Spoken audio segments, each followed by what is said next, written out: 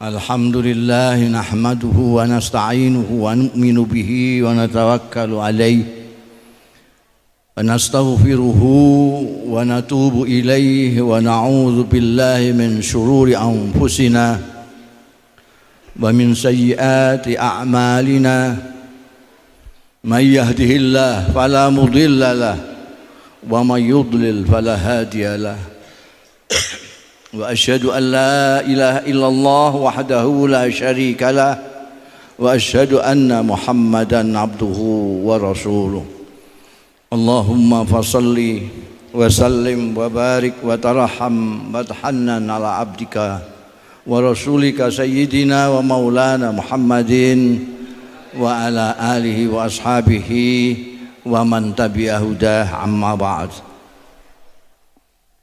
Hadaratil afadil Sadatil masyayikh wal asatidzah ala izza wa fil muqaddimah sahibul fadilah Sayyidis Syekh Kiai Haji Muhammad Anwar Mansur wa Sayyidil Kiai Haji Abdullah Kafabi Mahrus di Ma'izzukma.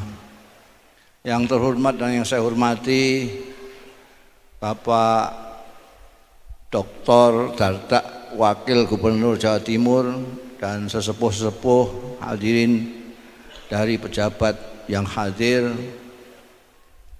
para ibu nyai, ibu-ibu, bapak-bapak, khususnya para wali santri, mutakharrijin, mutakharrijat, keluarga besar Pondok Pesantren Lirboyo rahimakumullah. Pertama-tama saya harus memanjatkan puji syukur kehadirat Allah Subhanahu wa taala yang telah memperkenankan saya malam hari ini untuk sowan di alma mater saya yang istimewa dan barokah ini insyaallah, untuk bersama-sama memperingati haul dan haflah akhir sana. Mudah-mudahan perjumpaan kita pada malam yang berkah, dalam acara yang berkah insyaallah ini mendapat ridho dari Allah Subhanahu wa taala. Barokah, manfaat fid dini wa dunya wal akhirah. Para hadir sekalian yang terhormat, sebetulnya saya itu sudah mempunyai angen-angen yang akan saya sampaikan pada malam hari ini. Tapi karena ada permintaan dari Wakil Gubernur tadi, mbah basa-basi atau sungguh-sungguh minta masukan dari kiai-kiai khususnya saya, maka saya akan awali dengan memberikan sambutan permintaannya Wakil Gubernur dulu. Nanti kalau masih ada waktu saya akan sampaikan apa yang sebelumnya sudah saya rencanakan untuk saya sampaikan. Yang pertama, kita sampai saat ini masih belum bisa membedakan antara pendidikan dan pengajaran. Dalam pengertian madlul, bukan secara makna. Orang tahu mengucapkan pendidikan, sering mengatakan pendidikan, sering mengucapkan pengajaran, tapi kebanyakan tidak jelas perbedaan antara pengajaran dan pendidikan itu. Sering kita jumpai apa yang sama sekali pengajaran disebut pendidikan. Dan itu sampai saat ini baik awam maupun elit selalu mengucapkan tanpa mengerti perbedaannya. Ada dulu Kementerian Pendidikan dan Pengajaran, sekarang Kebudayaan. Saya mau tanya sekarang, Lirboyo ini lembaga pendidikan apa lembaga pengajaran? Kalau saya ditanya SMA itu lembaga pendidikan atau pengajaran, saya berani mengucapkan dengan tegas itu lembaga pengajaran, bukan lembaga pendidikan. Tapi kalau Lirboyo, saya berani mengatakan ini lembaga pendidikan.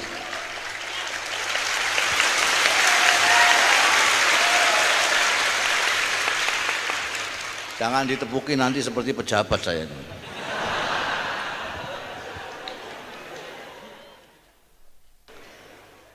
Sejak kelahirannya pondok pesantren seperti Lirboyo ini memang menitik beratkan kepada pendidikan, bahkan pengajaran nomor sekian. Saya masih menangi ngaji dengan Allah yarham Hadratus Syekh Kiai Marzuki, ikut mustame' ngaji-ngajinan.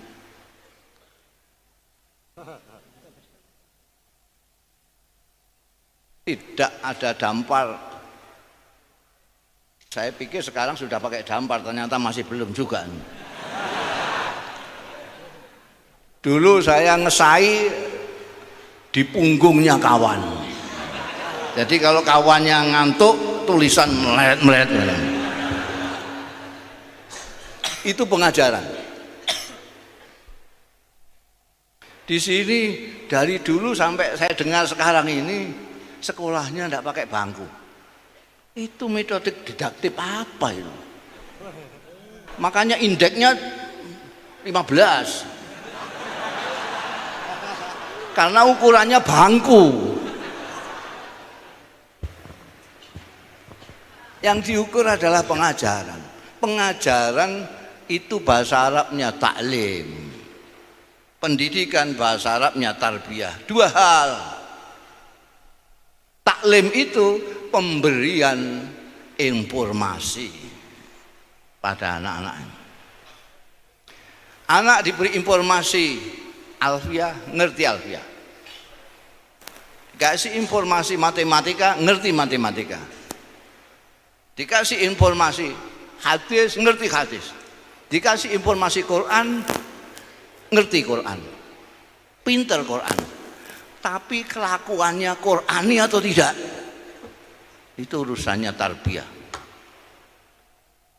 Ngerti sampean santri-santri? Komputer saya itu ngalim sekali. Dia apal Kutubut Tis'ah,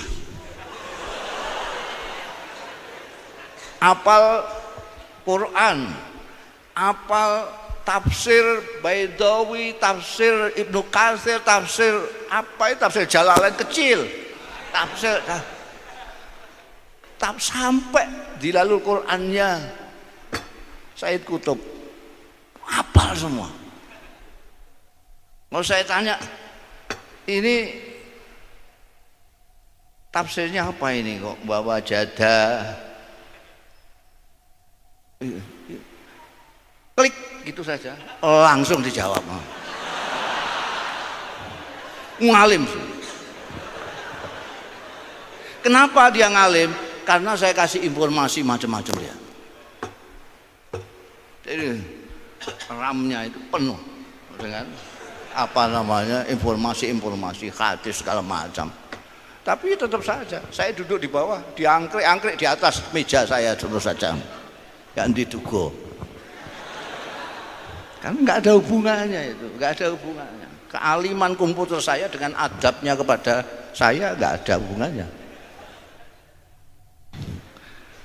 Kalau saya melihat, mungkin kalau saya salah nanti bisa didebat sama Dr. Dada. Saya melihat yang namanya lembaga pendidikan di Indonesia yang formal itu saya lihat hanya di PAUD sama TK pendidikannya. Seterusnya sampai perguruan tinggi itu pengajaran semua. Setuju enggak setuju sampai? Saya ngomong ini dan sudah saya tulis lama sekali dan tidak ada yang bantah, berarti benar saya.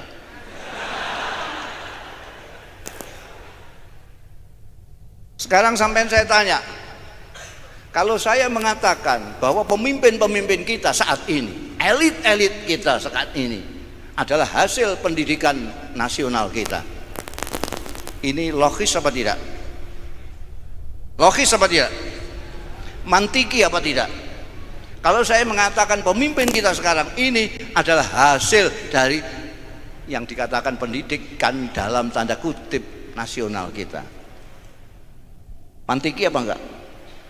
Logis apa enggak? Masuk akal apa enggak kalau saya ngomong gini? Kalau mantiki, kalau logis, kalau masuk akal omongan saya, pertanyaan saya adalah, kalian sudah puas dengan pemimpin-pemimpin sampean saat ini?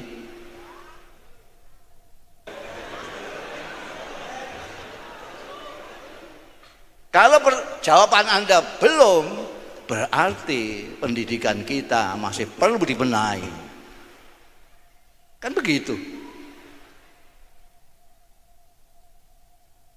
Di Pondok Pesantren Lirboyo ini pengajaran nomor sekian. Bukan hanya tidak ada damparannya, tidak. Bukan hanya ngelesetnya saja. Kadang-kadang kiainya itu mulang sambil ngantuk. Kola. Napa niku wau, napa niku wau. Napa niku waune banyak sekali.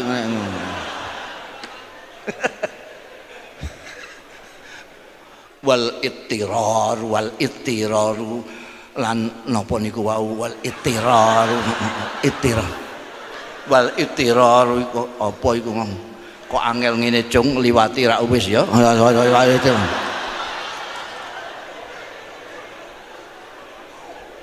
Karena nomor sekian, pengajaran nomor sekian, Pak Wagub nomor sekian.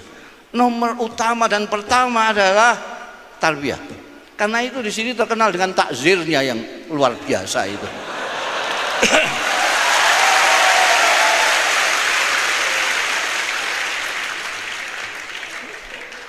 Takzir di dusi peceren, kelakuan.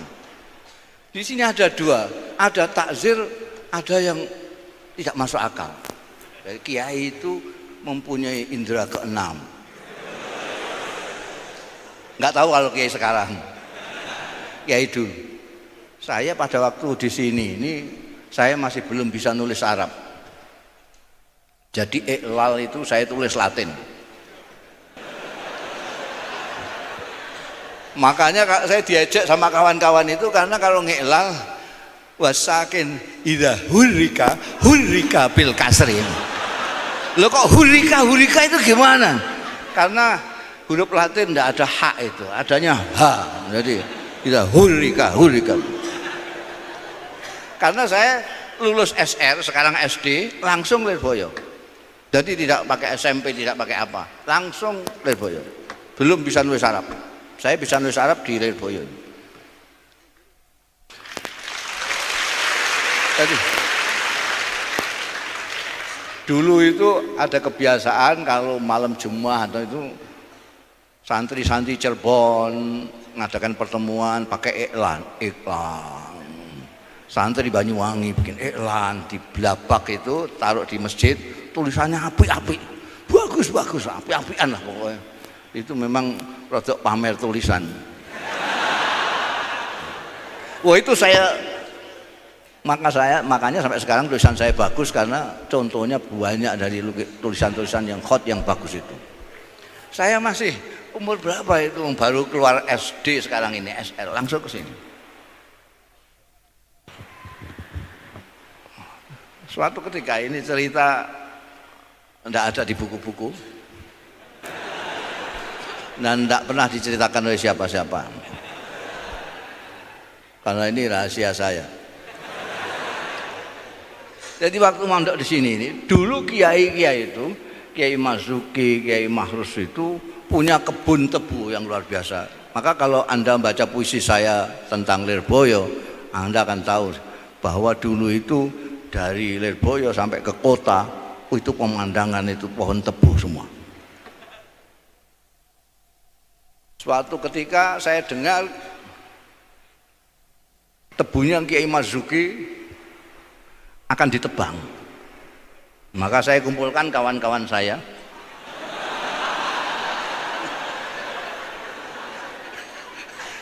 Kawan-kawan saya yang istimewa-istimewa itu. Saya ajak rembukan. Ini kabarnya ini kalau enggak nanti sore ya besok ini tebu-tebunya Kiai mau ditebang. Jadi bagaimana kalau kita ngambil sekarang ya? Yang belum ditebang itu. Setuju. Tapi rahasiakan ini, hanya kita sendiri yang tahu. Kalau ada sampai yang tahu di antara sampean ini, pasti yang membukakan. Awas kalau ada yang buka. Dulu saya itu kawannya Gusmi, jadi semua ya agak takut sedikit. Pengurusnya saja takut ngazir saya kok.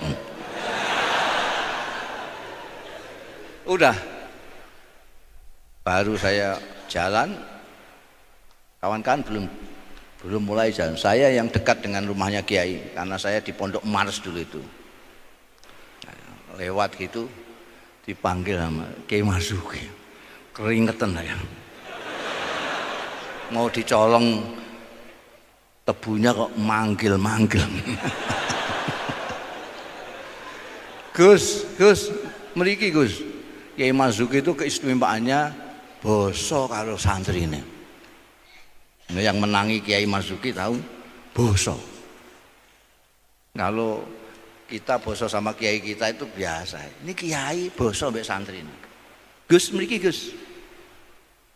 Saya dengan gemetaran datang. Inggih Kiai. Sampean doyan tebu.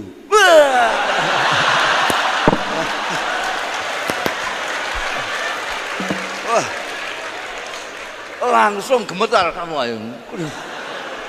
Oh, pertanyaannya saya nggak jawab, saya mantuk.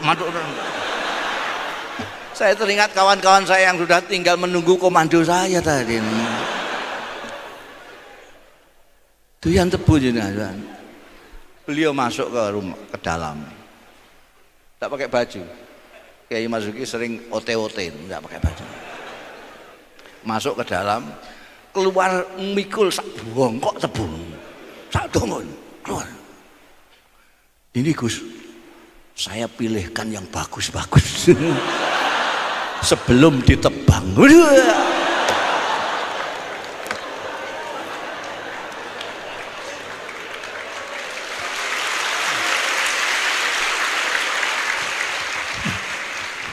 Ini sekaligus saya ini kurang hormat sama Kiai ini. Tebunya kok mau saya colong. Dan apa namanya, Kiai, saya nggak tahu apa dari mana. Makanya saya bilang ada punya indera keenam.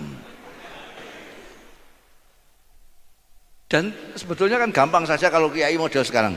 Woi aja nyolongan. Mendingan sih sudah. Aja nyolongan. Dosa gede. Wasariku mesti ngono dalil mesti. Ini tidak. Ini kita dikasih sesuatu yang mau saya curi itu.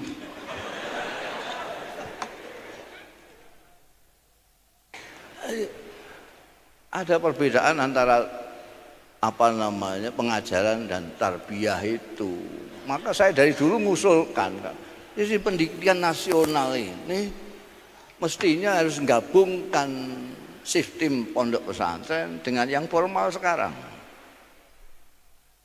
Jangan nanti pesantren yang niru yang formal itu, dikira itulah sistem pendidikan yang bagus, tambah rusak pondoknya. Tapi sekolah-sekolah itu yang ngambil pendidikan dari pondok pesantren, sehingga komplit pengajarannya seperti pengajaran sekolah formal, pendidikannya model pendidikan. Kalau diajari saja tapi tidak dididik, akan memproduk orang-orang pinter yang tidak terdidik. Dengan bahasa santrinya, orang pinter yang tidak berakhlak.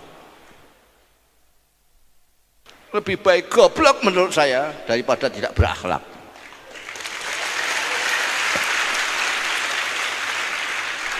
Kenapa?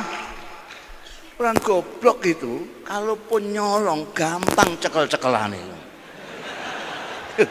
Tolang-tolang bawa linggis ndungkruk mesti maling ini. Enggak usah polisi. Hansip saja tahu. Jangan kan hansip, Banser saja tahu. Iku mesti maling itu. Nggawa linggis bengi-bengi niku ndungkruk ning omahe wong iki lah apa nek kan. Orang bodoh dadi maling gampang cekel-cekelan. Ya maling kowe. Diadili gampang monise. Monis gampang mlebokno penjarane. Nyolong senajan nyolong mok pitik tok cek diok 3 bulan jret mlebu langsung. Nek mung goblok. Nek wong pinter sing nyolong iku ora nggo linggis. Pulpen tok blok-blokan. Urek 5 miliar. Urek 10 miliar. Sudah ketangkep ngadilinya angel. Buktinya mana? Enggak ada buktinya. Sudah diadili wis diponis angel ngelbokno penjarane. Wis diponis lho, ponis sekian bulan, enggak iso mlebu penjara. Nek wong pinter sing nyolong. Wis mlebu penjara, isih ngluyur tekan Singapura no. Ini nek wong pinter ngakokno ati. Dan yang dirugikan banyak sekali. Nek wong bodoh paling tanggane tok iku sing dirugikan pitike ilang siji. Lah kalau yang pinter-pinter itu yang duit rakyat semua akeh. Makanya kalau sampean tidak berakhlak, tidak terdidik, wes bodoh lah. Lebih baik bodoh.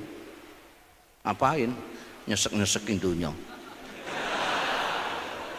Sekarang ini orang, kamu lihat sendiri kelakuannya orang-orang itu. Ketoknya pinter, tapi omongannya entut.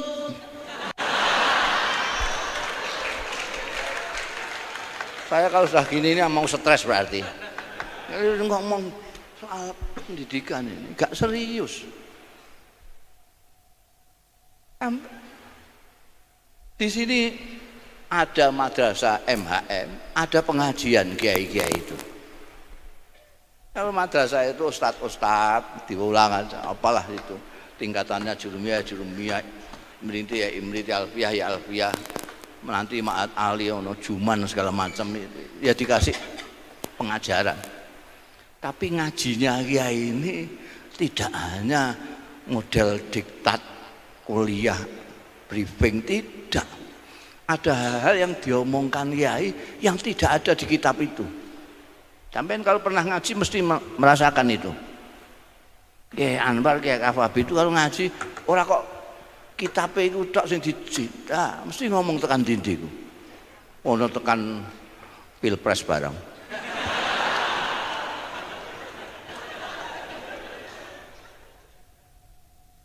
Ini mesti ada tarbiyahnya. Jadi dulu saya ngaji Ihya sama itu gak mudeng belas. Kalau pengajian gak mudeng. Tapi didikannya itu, pituturnya itu masuk di sini. Bagaimana beliau memulai naik ke masjid, bagaimana beliau duduk, bagaimana beliau mau membuka kitabnya, dan seterusnya. Ya. Jadi Pak Wakil Gubernur ini, menurut saya itu bagaimana caranya sampean yang doktor, gimana caranya supaya ini dikawinkan ini. Model pengajaran model sekolah formal itu yang ada kurikulum silabusnya segala macam itu dengan model pesantren pendidikannya itu. Mbah piye carane sampean lah nanti dimulai dari Jawa Timur. Dimulai dari Jawa Timur karena Jawa Timur ini paling banyak pesantrennya, banyak kiainya.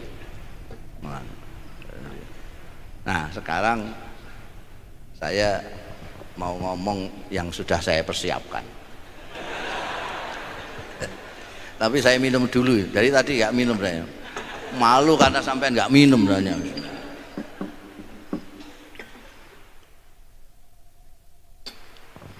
Jadi saya memang beberapa akhir-akhir ini tema pidato saya mau idhah hasanah saya hampir sama di mana-mana. Kalau sampai buka YouTube mungkin akan mendengar yang hampir sama dengan yang saya sampaikan sekarang.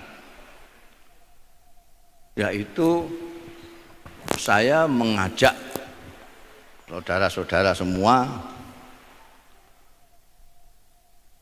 untuk bersyukur kepada Allah Subhanahu wa taala. Di antara krisis-krisis yang menimpa bangsa kita ini adalah krisis syukur. Tidak ngerti bersyukur, tidak bersyukur kepada Allah Subhanahu wa taala. Saya akan tunjukkan beberapa saja yang besar-besar yang tidak disyukuri oleh kebanyakan bangsa ini. Kenapa? Karena syukur itu mensyaratkan kesadaran menerima nikmat anugerah Allah. Kalau kalian tidak merasa mendapat nikmat dari Allah, tidak mendapat anugerah dari Allah, Anda tidak akan bersyukur kepada Allah. Hanya orang yang menyadari nikmat, yang menyadari anugerah Allah lah yang bersyukur kepada Allah.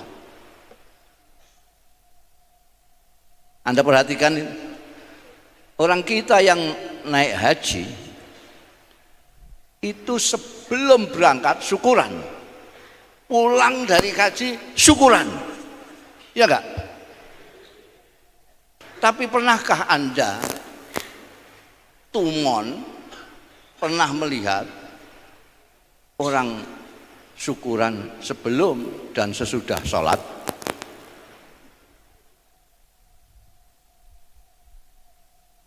Tidak ada.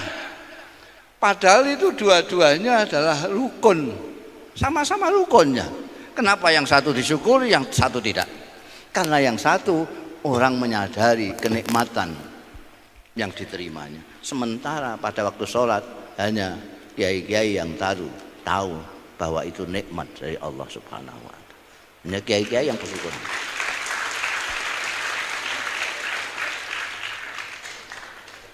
Jangankan sholat, ambekan aja, bernapas saja, kita tidak pernah mensyukurinya. Saya punya kawan itu kayak Fir'aun, tidak pernah sakit, ngeluh saja tidak pernah. Tiba-tiba saya dengar dia sakit, saya perlukan datang ke Jakarta untuk menengok saudara saya yang sakit ini.